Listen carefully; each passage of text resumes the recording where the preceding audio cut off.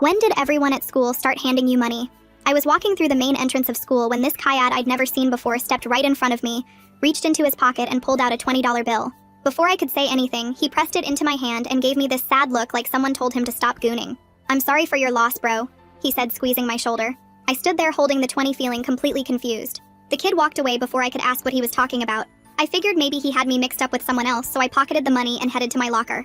3 more people nodded at me in the hallway with these serious expressions on their faces. At my locker, a girl from my English class came up holding a $10 bill.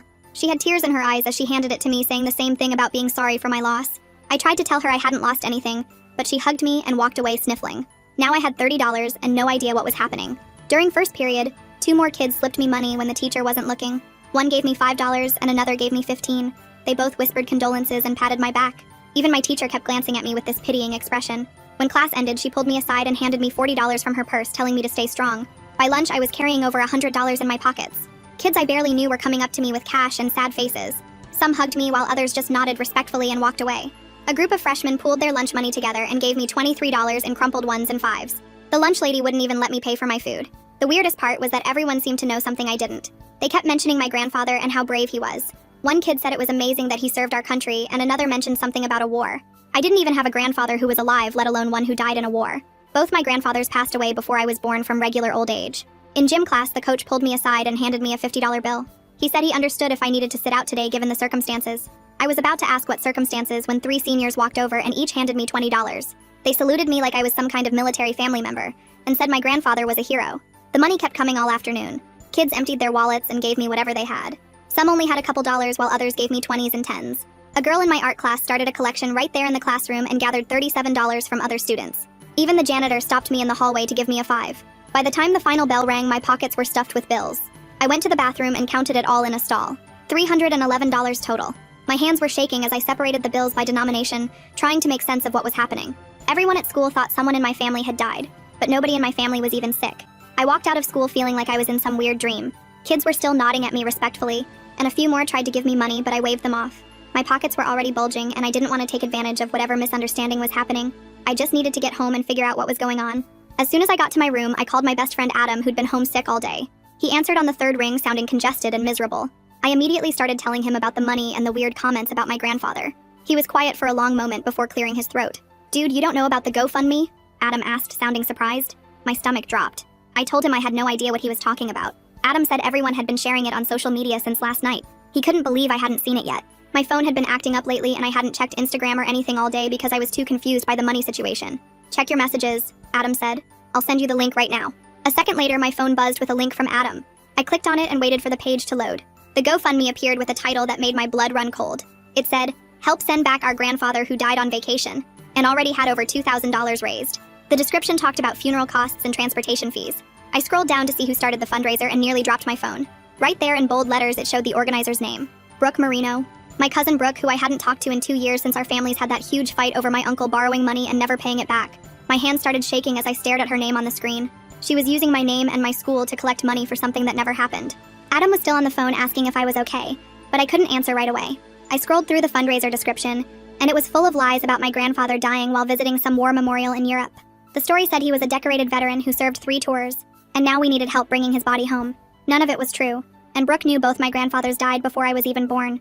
I told Adam it was my cousin who started this whole thing, and he went quiet for a second before saying that was messed up.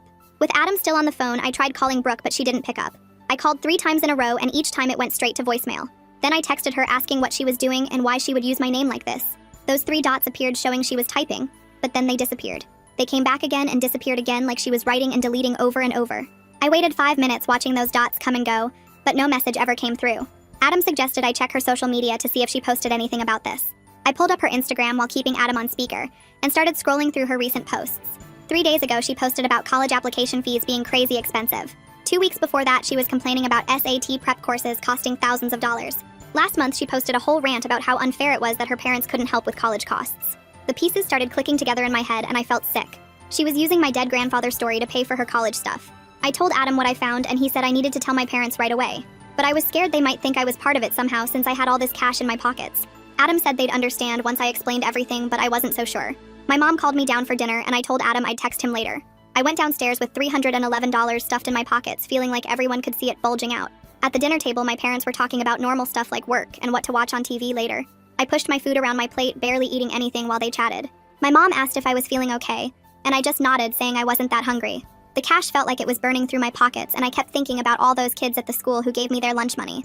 My dad was telling some story about his coworker, but I couldn't focus on anything he was saying. After 20 minutes of pretending to eat, I finally worked up the courage. I stood up and went to my room to get all the money. When I came back, I dumped the whole pile of bills on the kitchen table. My mom's eyes went wide as she stared at all the cash scattered across the table. I started explaining everything from the beginning about the kid giving me $20 that morning. I told them about everyone at the school thinking my grandfather died and how they kept giving me money all day. Then I showed them the GoFundMe on my phone and pointed to Brooke's name as the organizer. My mom grabbed my phone to look closer while my dad's face turned red. He immediately pulled out his phone and called his brother Ron, who was Brooke's father. The phone rang and rang, but Uncle Ron didn't pick up. Dad called again and still no answer. We all knew their family had been struggling since Uncle Ron's business went under last year. He'd been doing construction work but got hurt and couldn't work for months. Still, this was beyond anything we could have imagined Brooke would do. Mom started taking screenshots of everything on the GoFundMe page, including all the donation amounts and comments. Dad left another voicemail for his brother, and this time his voice was shaking with anger. He told Ron to call him back immediately, and that he knew what Brooke had done. Then he called again, and left an even angrier message saying, this was fraud and identity theft. I sat there watching my parents deal with this mess, feeling guilty, even though I hadn't done anything wrong. Part of me wondered if everyone at the school would think I was involved in the scam. Mom said we needed to document everything and started making a list of all the people who gave me money. Dad was pacing around the kitchen, still trying to reach his brother and getting more upset each time it went to voicemail. They told me to go to bed and that we'd figure out what to do in the morning. I barely slept that night thinking about facing everyone at the school. The next morning felt different because now I knew the truth about what was happening. I got to the school early and stood near the main entrance, not sure what to do. A freshman came up to me holding a $5 bill and I told him to keep it. I explained there had been a mistake, but he insisted his whole homeroom had already collected it for me. He pushed the money into my hand and walked away before I could give it back. I needed to find Adam before first period to figure out what to do. I spotted him by his locker and rushed over to tell him about everything that happened with my parents. We made a plan where he would help me write a social media post explaining the whole situation.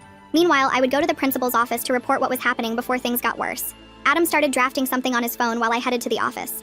I told the secretary I needed to see the principal about something urgent. She made me wait 10 minutes before Mr. Gregory Shepard called me into his office. I sat down and started explaining everything from the beginning, just like I had with my parents. Mr. Shepard listened carefully and took notes while I talked. When I showed him the GoFundMe on my phone, his face got serious. He pulled it up on his computer to see it on a bigger screen. His expression got darker when he saw how much money had been raised using our school's name. Mr. Shepard picked up his desk phone and called the vice principal's extension, asking her to come to his office right away. Then he called the school counselor and told him it was urgent. Within 5 minutes, both of them were standing in his office looking at the GoFundMe page on his computer screen. The vice principal's face went pale when she saw how much money had been raised. The counselor kept shaking his head and muttering about identity theft. They huddled around Mr. Shepard's desk, talking in low voices about what to do next. The vice principal suggested calling the district office, but Mr. Shepard said we needed to act fast before more people donated. He started typing an email on his computer while the counselor took notes about everything I'd told them. The vice principal asked me for Brooke's full name and her parents' contact information, which I gave them from my phone. Mr. Shepard finished typing and turned his monitor so we could all read the email he was about to send to every parent in the school. It explained that a fraudulent fundraiser had been created using my name, and that anyone who donated should request a refund immediately. He clicked send, and the email went out to over 2,000 parents. The counselor said I should get back to class, but to come see him if I needed to talk. I grabbed my backpack and headed to second period, feeling sick to my stomach about what was coming next. As soon as I sat down in my math class, my phone started vibrating in my pocket. I pulled it out and saw dozens of notifications flooding my screen. Text messages and Instagram DMs were coming in faster than I could read them. Some kids were calling me a scammer and demanding their money back right now. Others were confused and asking if the whole thing was fake. A few people were actually laughing and making jokes about the dead grandfather who never existed. The girl sitting next to me saw my phone screen and gasped loud enough for half the class to hear. She whispered to the kid behind her, and within seconds, everyone was staring at me. The teacher tried to get everyone's attention back, but kids were already pulling out their phones to check their messages. I could hear people whispering my name and saw them showing each other their screens. My face burned as I shoved my phone back in my pocket and stared at my textbook. The rest of the period dragged on forever with everyone sneaking glances at me. When the bell finally rang, I rushed out of the classroom and headed straight to the cafeteria. Adam was already there waiting for me by the entrance, looking worried. He said everyone was talking about the email and asking him what really happened. I told him I needed to explain everything to everyone at once, or this would get even worse. We walked into the cafeteria, and I could feel hundreds of eyes following me. Kids at every table were whispering and pointing as I walked past. I climbed up on an empty table in the middle of the room, and my legs were shaking so bad I almost fell. Adam stood next to the table to make sure I didn't slip. My voice cracked when I started talking, but I forced myself to keep going. I explained that my grandfather didn't die, and that the whole fundraiser was fake. I told them someone in my family had created it without my knowledge, and that everyone needed to get their money back from the website. The cafeteria erupted with voices all talking at once. Some kids started yelling that I owed them their cash right now. Others were asking how I didn't know about a fundraiser with my own name on it. A group of seniors looked ready to come over and make me pay them back physically. The lunch lady who had given me free food yesterday was standing behind the counter with her arms crossed, looking angrier than I'd ever seen her. She shook her head at me like I'd personally betrayed her trust. A few kids actually felt bad for me and said it wasn't my fault if someone else made the fake fundraiser, but most people just wanted their money back and didn't care about the details. Adam helped me down from the table and we rushed out of the cafeteria before things got worse. We went straight to the main hallway where there was an empty table near the trophy cases. Adam pulled out his laptop and connected to the school Wi-Fi while I stood guard. He pulled up the GoFundMe page and turned the screen so people walking by could see it. We started telling everyone who passed to report the page as fraudulent and request their refunds. Kids crowded around the table taking pictures of the screen with their phones. Adam made a list of everyone who said they donated, so we could track who got refunded. More and more students gathered around us between classes until the hallway was completely blocked. Teachers started coming over to see what was causing the commotion. My English teacher pushed through the crowd and found me standing behind the table. She pulled me aside and said she was sorry for giving me money yesterday. She felt terrible about not checking if the story was real first. She asked if there was anything she could do to help fix this mess. I told her we were trying to make sure everyone knew it was a scam, so they could get refunded. She said she would email all the other teachers and explain what happened, so they could help spread the word. She squeezed my shoulder and went to find the other teachers in the faculty lounge. The bell rang for the next period, but kids were still crowded around our table. Mr. Shepard's voice suddenly came over the intercom telling everyone to return to class immediately. Then he started explaining that a fraudulent fundraiser had been created using a student's identity without their knowledge. He didn't say Brooke's name, but he made it clear I was a victim of identity theft. He asked for everyone's cooperation in resolving the situation, and said anyone who donated should request a refund through the website. He also said anyone caught harassing me about the situation would face disciplinary action. The crowd around our table slowly broke up as kids headed to their classes. Adam and I packed up the laptop and went to our separate classes feeling exhausted. The rest of the day was a blur of dirty looks and whispered comments wherever I went. Some teachers tried to act normal, but I could tell they felt awkward around me. When the final bell rang, I practically ran to the main entrance where my mom's car was waiting. She looked stressed as I got in and immediately asked if I was okay. I started to answer when I noticed the news van parked across the street. A reporter and camera operator were standing on the sidewalk trying to interview students as they left. Mom hit the gas and we drove away before they could spot us. Dad was already in the car and he explained that someone had called the local news about the fundraising scam. The reporters wanted to interview me, but my parents weren't letting that happen. We drove straight to the police station instead of going home. The building was cold and smelled like coffee and cleaning products. Dad told the officer at the front desk we needed to file a report for fraud and identity theft. We waited on hard plastic chairs for 20 minutes before a detective called us back to his office. He took out a form and started asking questions about everything that had happened. I explained about the money at the school and finding the GoFundMe and discovering Brooke had created it. The detective typed everything into his computer and said this was actually more common than people think. He said fake fundraisers pop up all the time and people rarely face serious consequences. He took screenshots of the GoFundMe page and said he would contact the website about getting it removed. He gave us a case number and said someone would follow up in a few days. We drove home in silence and I went straight to my room feeling completely drained. I was lying on my bed when I heard Dad's phone ring downstairs. Even from my room I could hear him getting louder and angrier. It was Uncle Ron finally calling back and he was trying to defend Brooke. Dad wasn't having any of it and kept saying that stealing is stealing no matter what excuse she had. My phone buzzed on my nightstand and I grabbed it expecting another angry message from a classmate. Instead, it was a long text from Brooke with 3 crying emojis at the start. She wrote this whole thing about how sorry she was and how she never expected it to get this big. The part that made me mad was when she said she was planning to tell me and split the money 50-50. I screenshot the message immediately and sent it to my parents because that sounded like an admission of guilt to me. Within 10 minutes, the GoFundMe page disappeared from the internet completely. Adam texted me that it showed an error message now instead of the fundraiser. Later that night, Mom got an email from GoFundMe saying they were investigating reports of fraud and had frozen all funds. The total had reached almost $3,000 before they shut it down. They promised everyone would get refunded, but said it could take up to 7 business days to process everything. Wednesday dragged by with more kids asking questions and teachers giving me weird looks. That night, Mom helped me organize all the cash I'd collected into labeled envelopes with sticky notes showing who gave what amount. We counted $311 exactly like I'd calculated in the bathroom stall. Thursday morning, I got to the school early and went straight to the main office with my backpack full of envelopes. The principal was already there with the school treasurer setting up a table in the conference room. Word spread fast, and by first period there was a line of kids waiting to get their money back. I stood there for 2 hours straight handing back 5s and 10s and 20s while apologizing over and over. Some kids grabbed their money and left without saying anything. Others told me it wasn't my fault and they understood. A few refused to take their money back at all. This one sophomore pushed his $10 back across the table and said I should keep it for all the trouble I'd been through. 2 other kids did the same thing with their money. I tried to convince them to take it, but they walked away leaving $37 on the table. The treasurer put it in a separate envelope and said we'd figure out what to do with it later. During gym class, the coach called me over while everyone else was doing laps. He handed me back the 50 he'd given me on Tuesday and shook his head.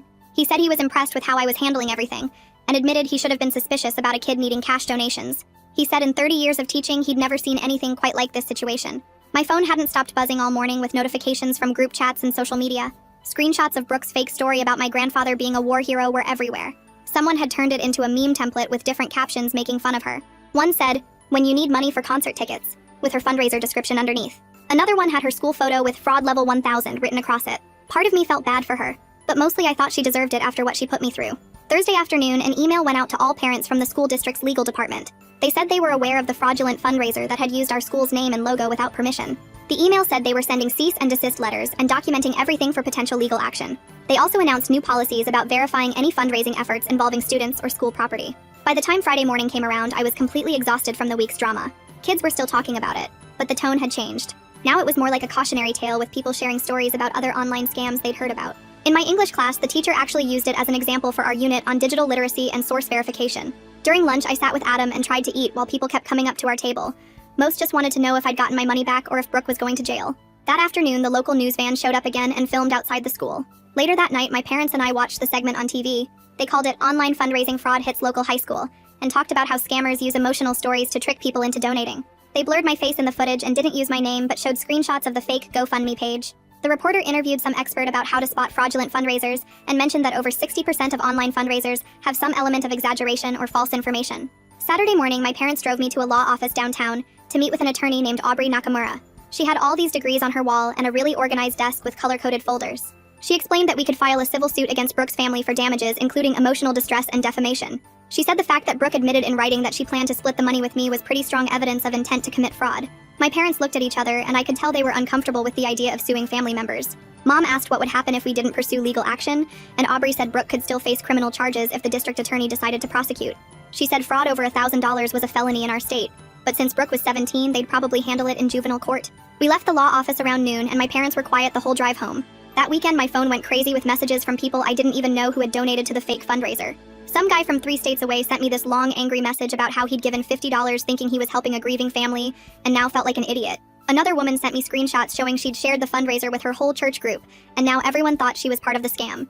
A few people were actually pretty understanding, though, and shared their own stories about getting tricked online. One lady told me about losing $500 to a fake charity for hurricane victims, and said at least most people were getting refunds from my situation. I spent hours reading through all these messages and feeling worse with each one, even though none of it was my fault. Sunday afternoon, a car pulled up in our driveway, and I watched from my bedroom window as Uncle Ron and his wife got out with Brooke. My mom answered the door, and there was this awkward moment where nobody seemed to know what to say before she let them in. I came downstairs, and Brooke looked terrible with dark circles under her eyes and her hair all messy like she hadn't slept in days. She started crying the second she saw me and kept saying she was sorry over and over. Her mom had to put her arm around her to keep her from completely falling apart. Brooke said she got the idea from seeing other viral fundraisers online and thought nobody would find out if she just took a little money for college applications. She never expected it to blow up like this, or for the whole school to start giving me cash in person. Uncle Ron stood there looking uncomfortable and said they wanted to make things right. He pulled out his checkbook and said he'd pay back anyone who didn't get refunded by GoFundMe, even though we all knew they didn't have that kind of money. His business had failed last year, and they'd been struggling to pay their mortgage. My dad told him to put the checkbook away and said GoFundMe would handle the refunds, but the damage to our family relationships was already done. The whole visit lasted maybe 20 minutes before they left, with Brooke still crying in the back seat. My parents spent the rest of Sunday arguing about whether to press charges or let it go since she was family. Monday morning at the school felt weird but almost normal compared to the previous week. Kids had moved on to other drama, but every once in a while someone would make a joke about my dead grandfather. In the hallway between classes, this kid yelled asking if my grandma needed a fundraiser too, and his friends all laughed. I tried to laugh along because getting mad would just make things worse and give them more ammunition. During morning announcements, the principal came on talking about new policies for any fundraising efforts using student names or school affiliation. From now on, everything had to be verified through the main office with documentation before anyone could collect money or post online using our school's name. Mr. Shepard found me at lunch and made this joke about how I'd inadvertently helped improve school security protocols. He said in 30 years of teaching, he'd never had to create an anti-fraud policy because of a student's cousin. Adam had been working all weekend on this spreadsheet tracking the refunds to make sure everyone got their money back. He showed me during study hall, and we discovered about $200 worth of donations came from complete strangers who saw the fundraiser shared in random Facebook groups and Twitter threads. These people had no connection to our school or town, but felt bad about a kid losing his grandfather and wanted to help. The girl from my art class who had organized that classroom collection found me after school looking really upset. She kept apologizing over and over, saying she felt terrible about not verifying the story first. She said her dad gave her this whole lecture about believing everything on the internet, and now she promised to be more careful about checking sources before jumping into causes. I told her it wasn't her fault since everyone believed it, but she still looked guilty walking away. 2 weeks passed, and most people had gotten their refunds, though some were still pending because of processing delays. The whole thing had become this running joke at the school, with people pretending to collect money for increasingly ridiculous fake causes. Someone started a fundraiser for their goldfish's funeral, and another kid made one for his girlfriend who supposedly got abducted by aliens. The teachers had to start shutting down these joke fundraisers because they were getting out of hand. During those 2 weeks, Brooke posted this long public apology on her Instagram and Facebook admitting to everything. She wrote about how desperate she'd been about college costs, and how her anxiety made her do something stupid. She promised to pay back anyone who lost money because of processing fees or whatever, and said she was getting help from a therapist for her anxiety issues. Most of the comments were pretty harsh, calling her a thief and worse, but a few people said they appreciated her owning up to it. The police had been investigating the whole time, and finally made their decision about 3 weeks after everything started. The detective called my parents to say they weren't going to press criminal charges since Brooke was still 17, and most of the money had been returned through refunds. But she got banned from all fundraising platforms permanently, and had to complete 200 hours of community service. The detective said if she'd been 18, it would have been different, and she probably would have faced actual fraud charges. My mom kept shaking her head every time Uncle Ron's name came up after that. She'd start doing dishes really hard whenever someone mentioned him or Brooke. Dad stopped answering his brother's calls completely. The few times Uncle Ron showed up at our door, Dad would just stand there blocking the entrance, not saying anything until he left. Mom threw away all the family photos that had them in it. I watched her tear up the one from last Thanksgiving where we were all together before everything went bad. She put the pieces in the garbage disposal and ran it for a long time. Dad said Uncle Ron made his choice when he defended Brooke's theft, instead of making her face what she did. The split felt permanent this time, not like their other fights that would blow over after a few weeks. This one cut too deep. A month went by and things at the school finally started feeling normal again. Kids still made jokes sometimes about my dead grandfather coming back from vacation. One guy in my math class would salute me whenever I walked in, but it was more funny than mean now. The whole thing had turned into this weird school legend that freshmen heard about from older kids. Teachers stopped giving me those sad looks in the hallways. The lunch lady went back to charging me for food. Everything felt regular again except for the occasional reminder when someone would ask if my grandfather was still dead. I'd just laugh and say he was doing great. The school counselor kept calling me down to her office every week to check how I was handling everything. She'd sit there with her notebook asking if I needed to talk about the trauma or the family situation. I kept telling her I was fine, but she insisted on these weekly meetings anyway. She said what I did took real guts and integrity. She kept using that word integrity like it was supposed to mean something special. During one meeting, she mentioned the school was planning something positive to come from all this mess. 2 weeks later, they announced this huge fundraising drive for local veterans at an assembly. The principal made this whole speech about helping real causes and verifying everything properly. He didn't mention my name, but everyone knew why we were suddenly doing this. The student council set up collection boxes in every hallway with clear labels showing exactly where the money would go. They partnered with the local VFW and had actual veterans come speak at lunch. We ended up raising $5,347 in just 2 weeks. Every penny got tracked and documented with receipts posted on the school website. The whole thing felt good after all the fake fundraiser drama. The veterans who came to pick up the check seemed really grateful. One old guy in a Navy hat shook my hand and said he heard about what happened with the fake fundraiser. He thought it was great that something real came from it. 3 months after everything started, I got this official-looking envelope from GoFundMe. Inside was a letter on their letterhead apologizing for the security breach that let Brooke create the fake fundraiser. They confirmed every single donation had been refunded, though some people had to wait longer because of bank processing times. At the bottom, they offered me a year of their premium fundraising tools for free. I threw the letter in the trash. Like I'd ever want to use their site again after everything. Around that same time, I started being able to laugh about the whole thing myself. When new kids at the school asked about my family, I'd tell them my grandfather was doing amazing for a dead guy. Or I'd say he loved his permanent vacation so much he decided to stay. People would look confused at first, then laugh when they got the joke. It felt better to own it than to keep explaining what really happened. Brooke texted me out of nowhere one night asking if we could talk. She wrote this long message about how sorry she was, and how she missed being cousins. She wanted to know if maybe we could try to fix things between us. I stared at that message for 20 minutes before typing back. I told her maybe someday, but not now. I needed more time to get over what she put me and my family through. She sent back a crying emoji but didn't push it. The yearbook committee announced the senior awards and somehow I got voted most likely to fact check. Everyone thought it was hilarious. They wanted me to pose with a magnifying glass and a stack of fake money for the photo. I figured why not embrace it. The photographer had me looking through the magnifying glass at a dollar bill with this serious expression. When the yearbook came out, that picture was right there next to all the normal awards. My parents actually ordered extra copies to send to relatives. Well, the relatives we still talk to anyway. Mom and Dad kept telling me how proud they were of how I handled everything. We'd be eating dinner and Dad would randomly bring up how I could have kept all that money but didn't. Mom would add that showing integrity when it's hard is what makes someone's character. We spent more time together after going through all that drama. Family movie nights became a real thing instead of just something we talked about doing. Even just sitting around talking felt different and better. Adam came over one afternoon with his laptop and this idea he'd been working on. He showed me this Facebook page he'd started called Verify Before You Give. It was all about checking if local fundraisers and charity drives were legitimate. He'd already posted guides on how to spot fake fundraisers and red flags to watch for. We spent the next few hours adding more content and sharing it in local community groups. Within a week, we had 300 followers. People started sending us fundraisers to verify. We'd research them and post whether they checked out or not. Some were totally legitimate, and we'd help promote those. Others were obviously scams that we'd warn people about. A few were just confused situations that needed clarification. The page kept growing, and soon we had over 1,000 followers from all over the state checking our posts before donating to anything. By May, the whole fake grandfather thing had become old news at the school. Kids were already obsessed with prom drama, and who was dating who, and nobody really brought up the fundraiser anymore. I walked through the halls without anyone giving me weird looks or making jokes about dead relatives. The senior class had moved on to bigger scandals, like when 2 teachers got caught making out in the supply closet. My inbox that used to be full of angry messages was now just normal school stuff and memes from friends. Even the verify before you give page had slowed down since most local fundraisers were legit, and there wasn't much drama to report. One afternoon, my guidance counselor called me into her office with a big envelope in her hand. She pushed it across the desk and told me to open it. Inside was an acceptance letter from my top choice college along with a decent scholarship offer. She asked if I was planning to write about the whole fundraiser mess in my application essays. I told her I wasn't sure if colleges wanted to hear about family drama and getting scammed by my own cousin. She said it would actually make a great essay about integrity and doing the right thing even when it's hard. That night, I sat at my computer trying to write about it, but kept deleting everything because it felt weird turning all that drama into a college essay. A week later, Brooke texted me out of nowhere with a screenshot of her community college acceptance. She wrote this long message about working 2 jobs at the mall to pay for classes, and how she was trying to do things right this time. I stared at the message for a while before typing back, "Good luck," and leaving it at that. Graduation day came faster than expected, with all of us packed into the gym in our caps and gowns. Mr. Shepard got up to give his principal speech and started talking about how our class had learned important lessons this year. He mentioned something about digital literacy and the importance of verification in the internet age. Everyone started laughing because we all knew exactly what he was talking about. Even I had to smile sitting there in my folding chair, remembering how crazy everything had gotten.